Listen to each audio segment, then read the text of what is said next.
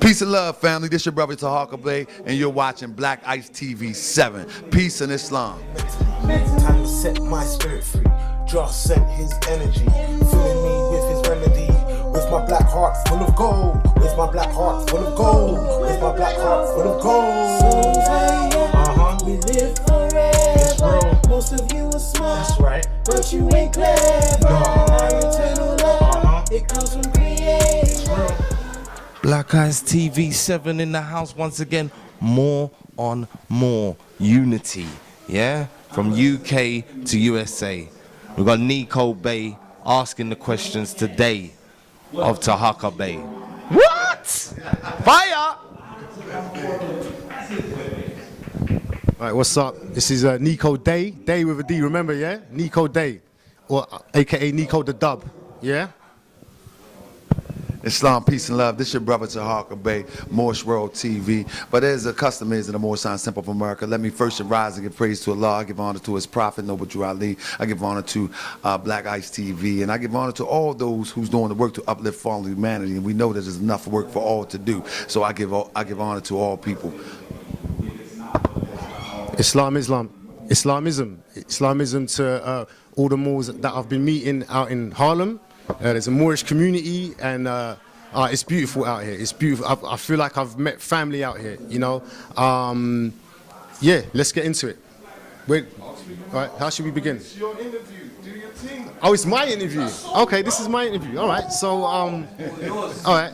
So talk to me, brother. Talk to me about, I'd like to know about how come such a wonderful jewel has been so quiet as kept, like underneath everything that spawned out of it. Yeah, without that. I got you. Well, let me first give you a brief history, of how we become to know that we're more. We become to know that we're more by the way of the Prophet Noble Drew Ali. Without the Prophet Noble Drew Ali here in America in 1913, telling people and teaching people that they was descendants of the ancient Moabites who evolved into what we know today as the Moorish American, or the Moor and on the continent of Africa as well as Spain.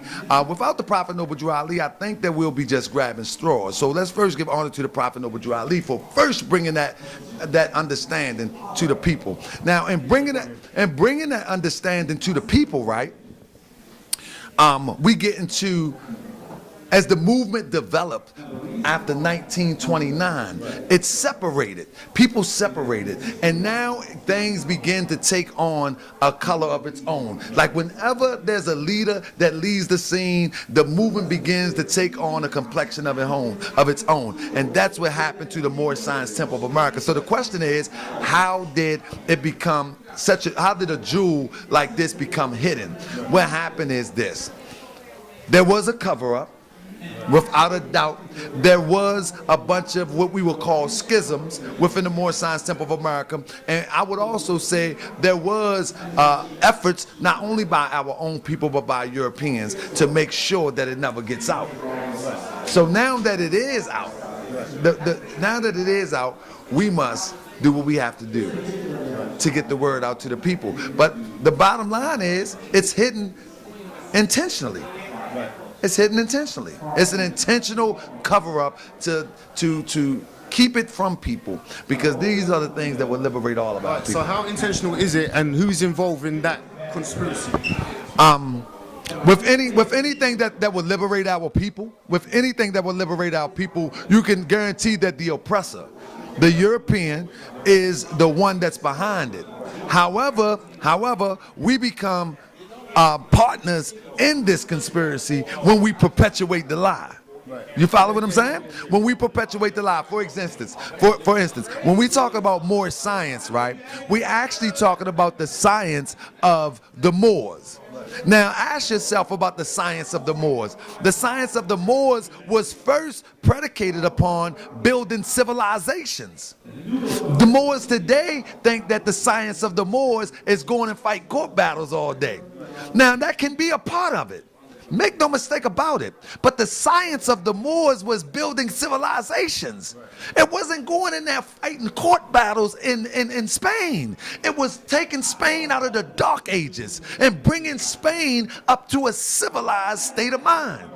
But today, Moors, even in America, they study fighting court cases so much that we forget to build our community. So my fight is, it's not so much to go into the courts to prove that I'm not black. My fight is to demonstrate it in real time. And the way that we demonstrate it in real time, we build our kingdom where we find our feet. And then respect will follow. All right. So I mean, how, like, where you're talking about things that we're putting our energy into, that where we could be putting it into something else that's more productive. How do you feel about all of this bouting between us, all melanated Moors, Israelites? I'm putting a little bit of my own thoughts into it, so I'll back off because it is an interview. But I just want to know your thoughts about all of this conflict of, you know, of all of these schools of thought, which is all our footprints anyway. Good right? question. Good question. So what do you think about the energy? Because you touched on the energy of, you know, one kind of fight, because it is a fight. That's right. The paperwork is a fight as well. we all in right? it. That's the only. Because, you know, some have been dubbed paper terrorists. So Yes. all right. So yeah, if you can. So when I talk about I'm not saying we should disregard that fight, but so many has got caught up in that fight that they disregarded the other fight. You follow what I'm saying? So you cannot find me one group of Moors that have built something since the passing of the Prophet Noble Drew Ali. You can't find a community. You can't find a bunch of schools. You can't find somebody that is building in real time. So we got groups of Moors that are fighting a fight, but they neglecting the other fight. And so your second question is, you say that, what do I think about the conflict, about all the schools of thought, if you will? Well, the Prophet... It's turned into, like, you know, rap freestyle battle, or even, you know, like boxing bouts. Like, and it's a lot of energy, a lot of tension. Absolutely, my brother. The problem is this, and I say it and I say it again. I've been saying it and I keep saying it. The Prophet Noble Drew Ali makes a statement that we suffer from the principles that delude the slavery. He said, you suffer from the principles that delude to slavery. Now let's think about a principle for a second. A principle is something that you live your life by. Now there could be a high principle or a low principle. Now the principles that delude to slavery is a low principle. Now in the diaspora of Africa, you cannot find one historical account where we went to fighting with one another because one tribe believed different. You cannot, only time that they went to fighting if a tribe went so far off to the left and that they will begin to affect the neighboring tribe. But just because they believe voodoo or another tribe believes something else, they never went to war like that. We only do that in America. And where else you can find us, because we suffer from the principles that lead to slavery. It's those principles that make me say, you a Hebrew, I don't like you. It's them principles that say, you got affairs and now you did this and you did that. But in reality, the true wise person understands that we come from the same stock, if you will, and that we are the same people. Now, whether we see it alike or not, that's to each his own. But there's nothing to fight about. It should never be a fight about, because somebody understand a certain degree of knowledge from a Hebrew perspective, one from a Moorish perspective, and one from another perspective. Because at the end of the day, we all under the oppression of the European. We're being subjected.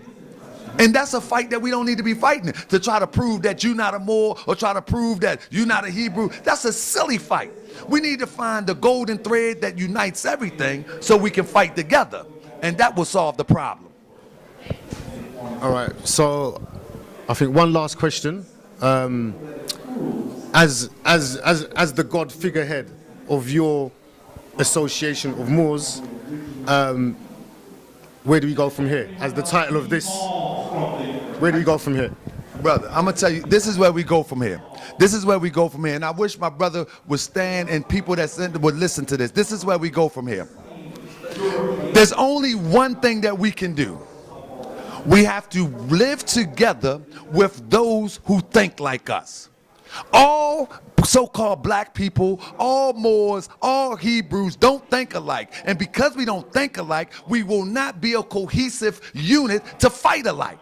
We need to get together with those who think like us, build a community together, put our finances together, and move forward. If we don't do that, we're destined for failure. So let me tell you this. If I say that I'm a Moor, I got to find 20 more Moors that think like me to start this community.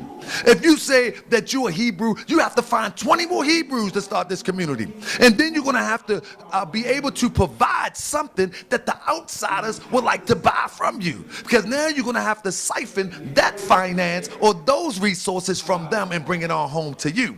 The Chinese people do it in Chinatown. You see? Little Italy do it in Little Italy. The Italians do it in Little Italy. We the only one that say buy black, but when this black person don't think like me, I spend my money with him, he goes buy a blunt. He's not fighting my cause. I don't care how many unks he wear, how many turbans or fez does he wear. We need to have people who think alike, and we need to begin, and again, I can't say it enough, we need to begin to live together. You can't live across town from me and we fight the same cause. No, you got to look out the door and see my children and think they're your children and treat them like they're your children. You have to put your money in that grocery store that I build. And until we do that, we have nothing coming. Amish people do it. Look at if you're familiar with the Amish in America, the Amish people do it. The Mexicans do it. Let me tell you how the Mexican do it. I don't want to be long with it, but let me tell you how the Mexican do it. They don't have to be instructed to do this. See, we have to re-instruct ourselves because we suffer from the principles that delude to slavery. See, the Mexican, he comes across the border with a jug of water. He jumps the border with a jug of water. They converge on one little area. They become so populated that the local population feel uncomfortable and they move out. Europeans did it in Harlem with regentrification. Why can't the conscious people who think alike regentrificate an area and come together and move all those out? That's the solution. We must live together, buy together, pray together. We must do everything together. But now guess what? That doesn't mean that you're going to be the Hebrew and I'm going to be the Moor and we living together. No, the Hebrew can live in their community. The Moor can live in that community. We can put all of our money together though. And I can go to the Hebrew community and get something. You can come to the Moorish community and get something. Listen, that's how the world is run. That's how the world is run. Italians, Puerto Ricans, wherever you go, you can go to any people, nationality and grab some of their staples. Then we should be the same thing. Every denomination should make that law. Absolutely. And so I want to say this in closing. If we don't do that, we're destined to fail. That doesn't mean that the brother that's behind the camera have to commit himself to more science. No, there's many of us that think like him. He can build the same community. That doesn't mean that the brother that believes in comedic science have to submit to more science. No, you get a group of comedic people that want to live together and put their finances together. And before you know, all the way around the country, we will have dozens of communities thriving. And until we do that, we keep fighting the wrong fight, thinking we're going to get people to believe like us. Nobody ever believed the same on the diaspora of Africa. Nobody. And you cannot tell me, and I say this one time, I get a little bit worked up. If you're not familiar, watch Moor World TV. That's a shameless drop. But I'm saying, nobody can never tell me from the beginning of time where mankind agreed on everything. Totally. No. So because we know that as a historical fact, that mankind never agreed on, human beings never agreed on the same thing completely at all times. Because that's the fact. We got to get people that agree with us, and we got to move forward, and we got to thrive. And that's that. So let's agree more on what we agree on. Yeah? Let's close that. All right. Islam, peace out to Grenfell. Rest in peace. Peace and love, family. This your brother Taharka, and you're watching Black Ice TV 7. Peace and Islam. Time to set my spirit free. Just sent his energy, filling me with his remedy. With my black heart full of gold. With my black heart full of gold. With my black heart full of gold. We live forever. Most of you are smart. That's right. But you ain't clever. Our eternal love, it comes from creation.